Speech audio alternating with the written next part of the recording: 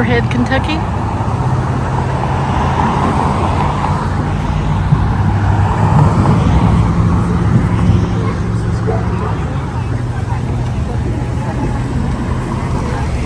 Getting ready to make some good trouble.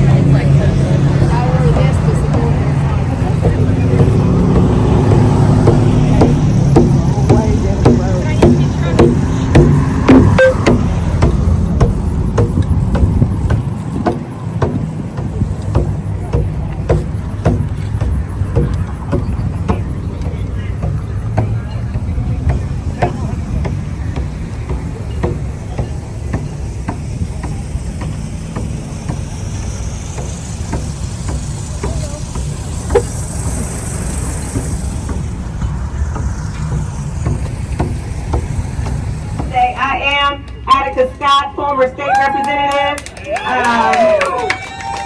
and I am the Director of Special Projects at Forward Justice Action Network. It is an honor to be here fighting and standing with you in honor of Congressman John Lewis. Let's get into some good trouble together. So I really thought about what I wanted to say today because in honor of Congressman Lewis and also in honor of the work that we have to do across Kentucky, y'all. Congressman Lewis reminded us that our struggle is not the struggle of a day, a week, a month, or a year. It is the struggle of a lifetime. I traveled, yes, absolutely, a man of powerful words. He believes in the kind of trouble that challenges unjust systems and shakes the very foundation of oppression. He believes in the kind of trouble that has no city limits. So this isn't about Louisville, this isn't about Morehead, this is about our Commonwealth and our country. Now, for those of you who know me, like Annette, you know that my background is activism, so I love a good chant. So I'm going to ask y'all to chant with me. Is that okay? Yeah. All right. So when I say what kind of trouble, you say good trouble. You got it? What kind of trouble? Good trouble. What kind of trouble? Good trouble. What kind of trouble? Good trouble. That's exactly right.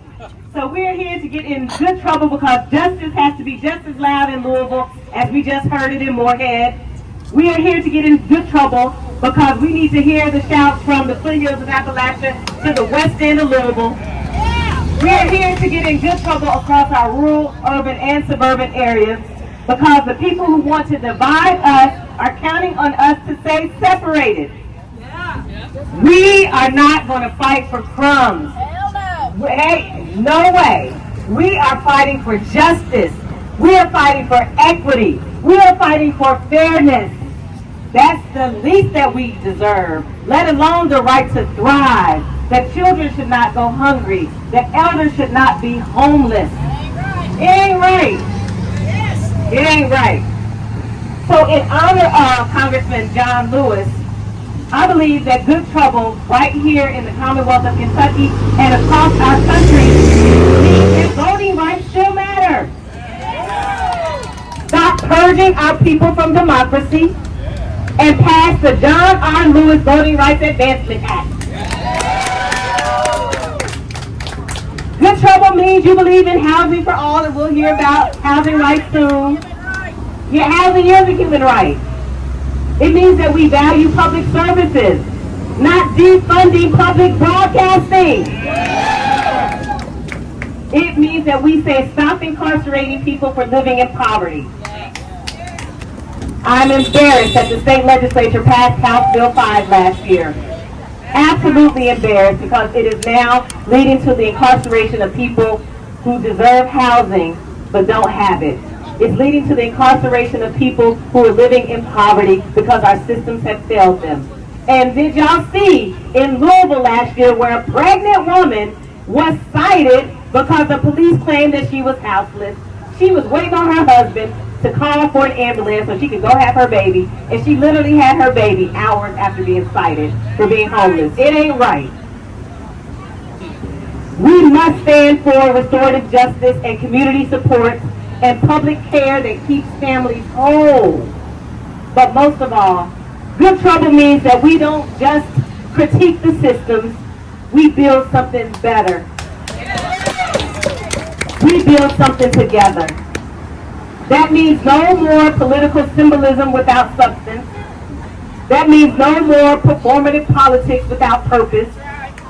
It means we must be brave enough to speak truth and humble enough to accept our own accountability. I'll also say that if you know me, you know I believe another world is possible. I'm a huge fan of sci-fi, Star Wars, Star Trek, all of it. And it has shown me that we can live in a much better world. I believe it. Right? I believe we have to imagine that other world. Make it so, that's right. I imagine a Kentucky where public schools, public health, public housing, and public libraries are fully funded. Where budgets reflect our values, and that jails and prisons aren't the only things that we invest in. No new prison in Metro County.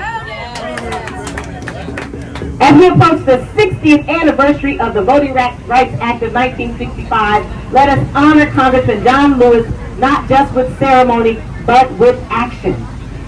So today, let's get grounded in our stories, in our strategy, in our Southern tradition of building power and resisting oppression. Yes! Let's sow justice. Let's resist oppression. Let's imagine a better future. Let's stay grounded. Let's keep building. Let's get in good trouble together.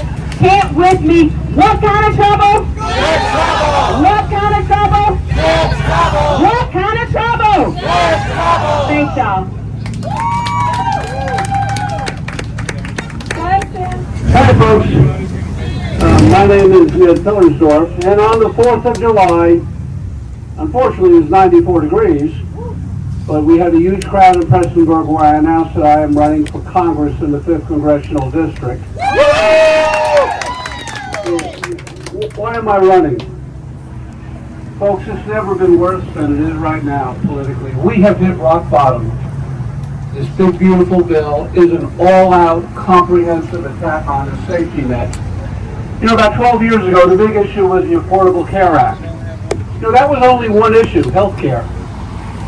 This big, beautiful bill is a frontal attack on everything, on immigration, on taxes, across the board. And probably the most troubling is the whole separation of powers.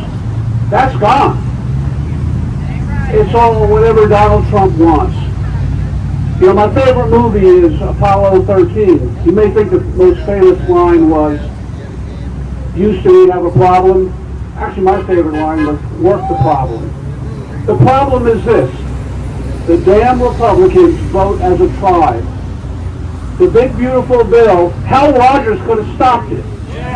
The vote was 215 to 214. And when I was contemplating running, here's what changed my mind. There were two things I saw. One was, you know, most of Appalachia is covered by WYMT. I like WYMT. I've had a long association with them. I'm actually their lawyer. But they had a thing where they had a really good show about how the Medicaid cuts would harm our region. It was a good segment. And then Steve Hensley, the anchor man, said, and Hal Rogers has issued a statement how terrible the Medicaid cuts would be, and he's against it. Folks, he voted for it before and after, and if you read his statement today, it's ridiculous. For example, he's saying the tax cuts are working class tax cuts. 99.99% of that money goes to the top 1%. Is that a working class tax cut? No. And the Medicaid cuts are going to be catastrophic. You know, I'm a criminal defense lawyer, and what's changed dramatically in the last 40 years, you know, my practice is mostly criminal defense, poverty, low-income folks. But what's changed is the only way I can get people out of jail is if I get them into a drug rehab. Why can't I get them into a drug rehab now that I couldn't 10 years ago? the Affordable Care Act, which added the Medicaid expansion. If these Medicaid cuts come in, these drug rehabs are closing, the rural hospitals are closing. Now, in working the problem, these resist protests are great. By the way, if anybody wants to follow me, at 4 o'clock there's one in Perry County, and then we're going down to Harlan County, and I've been going to these protests everywhere. And I love what you're all doing. But getting back to working the problem is we got to start electing Democrats. The truth is, there is some good news. Every Thursday, I listen to James Carville's podcast. James Carville says the Democrats are going to win at least 40 seats.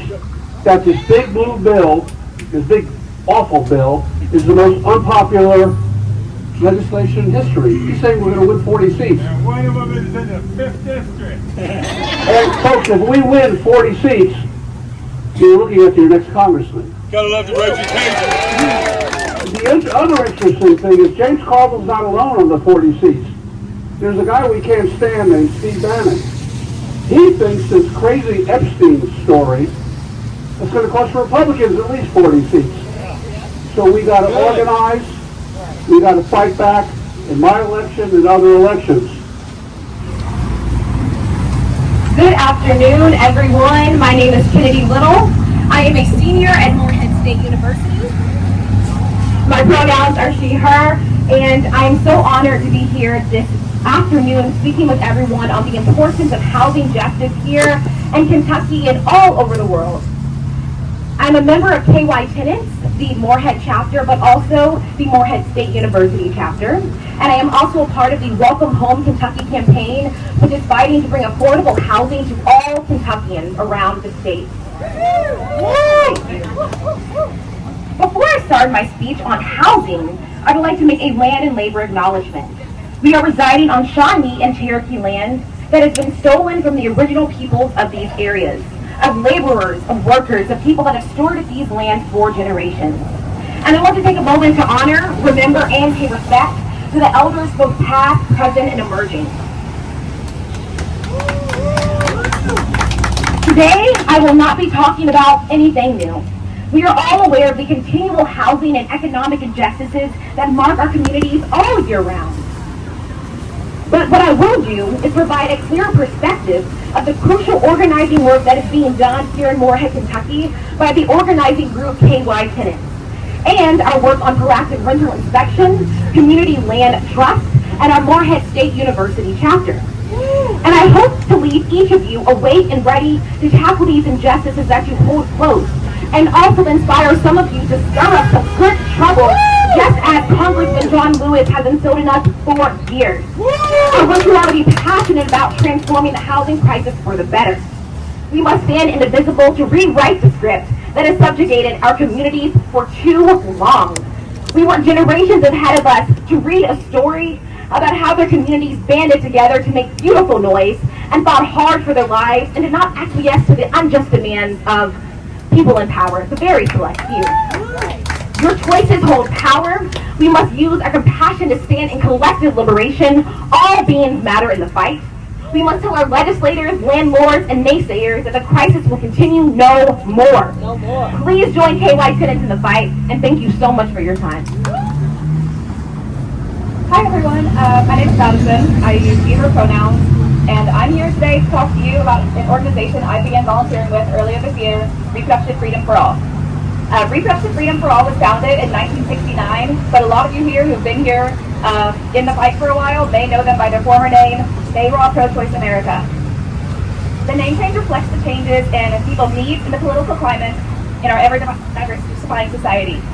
Reproductive freedom is for everybody, for every age, for every gender identity, for every race, sexuality, nationality, citizenship or immigration status, ethnicity, religious affiliation, mental, physical, or cognitive ability, and socioeconomic status. Everyone deserves the freedom to decide what to do or what not to do with their bodies, the knowledge of and access to resources surrounding reproductive health, and the right to choose their reproductive health care providers. These rights and freedoms have been challenged recently and are being stripped away as we speak most recently and detrimentally by the Supreme Court's decision in Medina versus Planned Parenthood that allows states to block Medicaid recipients' access to Planned Parenthood services, as well as the big budget bill that was recently passed by Congress and is going to be stripping away Medicaid for so many people, as well as Planned Parenthood funding. That day on Capitol Hill, I had 2 lobby meetings on my schedule, both with large enough groups that I didn't have to do most of the talking. If you couldn't tell, I'm not a speaker. In college, I used to say I'd rather write a 10-page paper any day over doing a presentation of any length. And if you told me 6 months ago, or 3 months ago, or maybe even last month that I would be willingly standing here, not for a grade, not for work, but just because I'm passionate about the cause, I'd be looking around trying to figure out who you're talking to, because there's no way it could be me. If you want to learn more about the status of reproductive freedom in our nation on the federal level, as well as in Kentucky on the state level, and if you'd like to join me in holding our legislators accountable, including Hal Rogers, who told me in an email that our country will be safe again after the budget bill's passage. Not that I feel any safer, so I don't know who he's talking about, but I'm hosting the first Reproductive Freedom for All Kentucky Action Council meeting next week on Tuesday. It'll be virtual at 7 p.m. and I have both a sign-up sheet as well as a QR code if that's something that you're interested in RSVPing for. So please find me if you're interested. I'd love to see you there.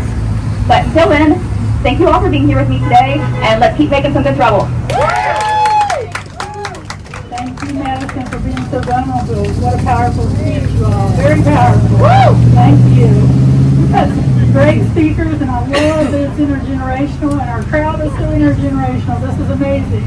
So we're going to wrap up our speakers with Sarah from the ACLU. She's going to wrap it up and take it home for us. And then Liz Bowman's going to play some music for us. My name's Sarah Katzenmeyer.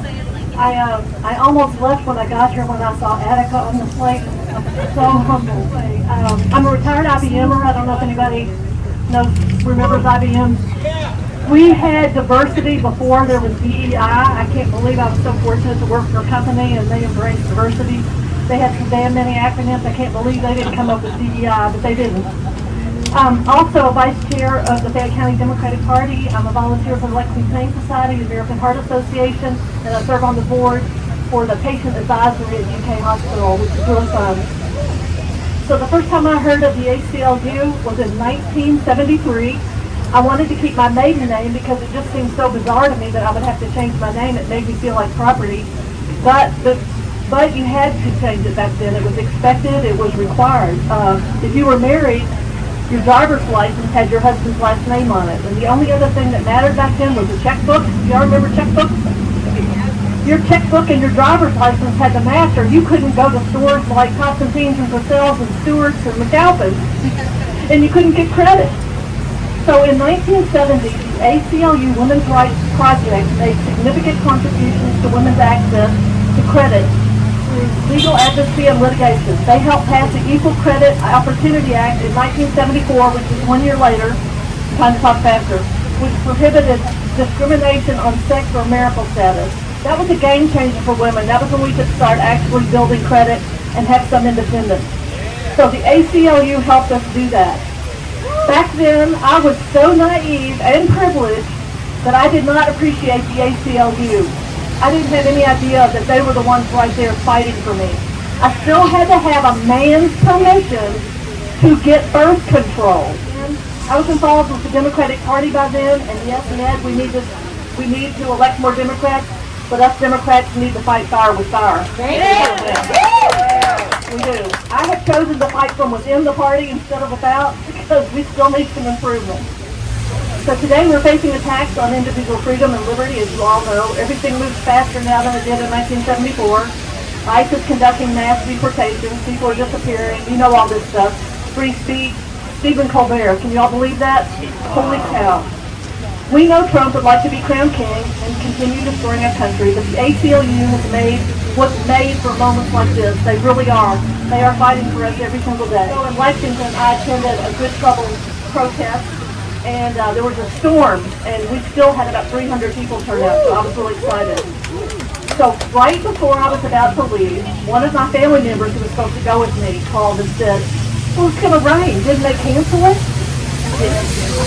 I'm like, what the? You know what I said?